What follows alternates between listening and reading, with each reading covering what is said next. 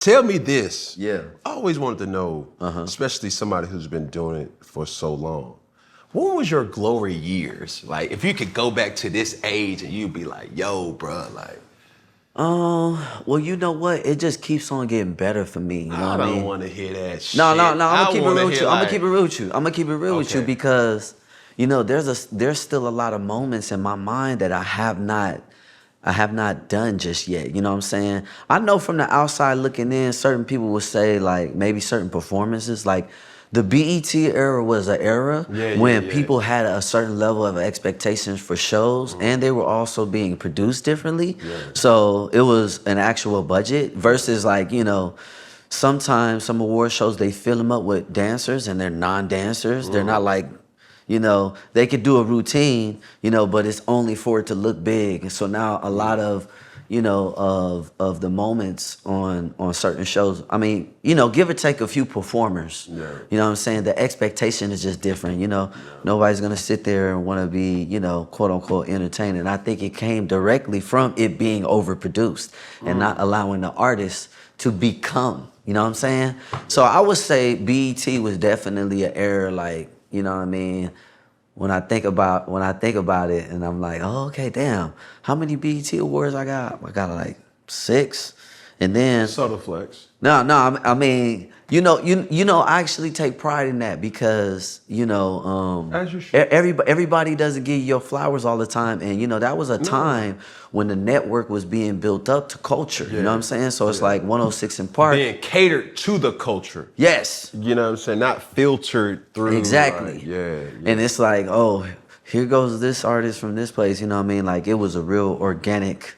You know what I mean? So that era, but again, I wouldn't say peak, you know what I'm saying? Because, you know, like for instance, you know, I would love to be able to put on a Super Bowl halftime performance one day. You know what I'm saying? I would love to, you know, have my own, you know, Vegas play. You know what I'm saying? Like I have a lot of residence. a residency of my own play. You know what I mean? But like, I didn't mean like. You mean like in the past? I'm saying like when you look back, you know, it's always times where like you may link up with, you know what I'm saying, your partners and y'all talk about time. Like, boy, that was a time last night. You know, just that time of your life where you was like, bro, me at this age, bro, I was my best. Yeah. But it was so fun, you know what I'm saying? It probably was like early B2K then. You know what I mean? Because, you know, we got to do so many things. Like Will Smith was in the Girlfriend video. Like everyone supported us differently, you know, because we were new and coming in. You know what I mean? I got to meet Michael Jackson. You know what I'm saying? What? Yeah, I got to pull up on him at You Rock My World video shoot because of Rodney Jerkins. You know, that was a time when I was meeting so people, but when I look back on that time in hindsight, it's like, you know, I was moving so fast as a youngin', I didn't even get to like bask in it. Yeah. And that's why I say, you know, it's like I don't know if I could look at in my glory because, you know, again, you know what I mean, it's not like sports. You know, music is something that you can continue to get great at. Yeah. It's not just based on your body. And reinvent yourself too. That, you know what I'm saying? So it's like there's still more for me to enjoy. You know what I'm saying? So, but to answer your question, yeah, I would say during that time, you know what I mean? Like when we did the Girlfriend video, you know what I mean? Like everything was fine. Everything was lit too. Show, tour, everything. Like we had our stage, you know what I mean? But also too, when I did when I did Touch, when I was working with Pharrell, that was a time too because he was introducing me to a lot of things, you know? You know, a lot of just fashion and, you know, restaurants. Like we recorded a lot of those records in Miami, you know what I mean? Like he was the first fly dude I seen that had the Bentley, you know, the Brooklyn sitting out there all white, just tailored, you know what I'm saying? Like, you know, all his vision in all his glory, tailor made down to the smallest detail, you know what I'm saying? Yeah. I was able to be inspired by that, you know what I mean? And it was like my real experience, you know, it wasn't, you know, me fantasizing, you know what I'm saying? Like it's a tangible product there that you can kind of see and it's like. Yeah. and it's creating more as I go. You know what I mean? So I would say those are like real two finite times because, you know, I didn't plan on like going solo. That wasn't like, all right, let me make a plan. You know what I'm saying? It just kind of happened. You know what I mean? And then when it happened, it was happening for me. You know what I mean? And I got to work with, you know, Harvey Mason, you know, the Underdogs, Tank. You know what I mean? I would work with so many people, you know what I mean, that are just incredible. Yeah. Just incredible. Yeah. You know what I'm saying? So I've definitely had some amazing moments thus far, but I'm looking to create even better ones. Man, listen, I want to kind of change the tide real quick. Yeah, let's do it. And we hinted on it briefly, but spirituality. Yeah. Like, where you at with it?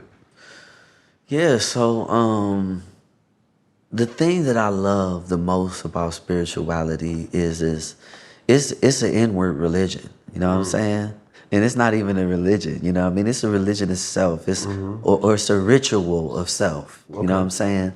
And that's what I love about spirituality. You know, I speak about this also in my book, you know, coming up Baptist, you know what I'm saying, and having, you know, that example. You know, I even studied you know, Jehovah's Witness, and my mom's boyfriend at the time, he was Seventh-day Adventist. You know what I mean? So I got to really see the landscape of different religions. And, you know, I have to say, you know, spirituality, it really hones in and focuses on self. Yeah. And, you know, at the end of the day, you know, and no disrespect to anyone's beliefs, you know what I'm saying?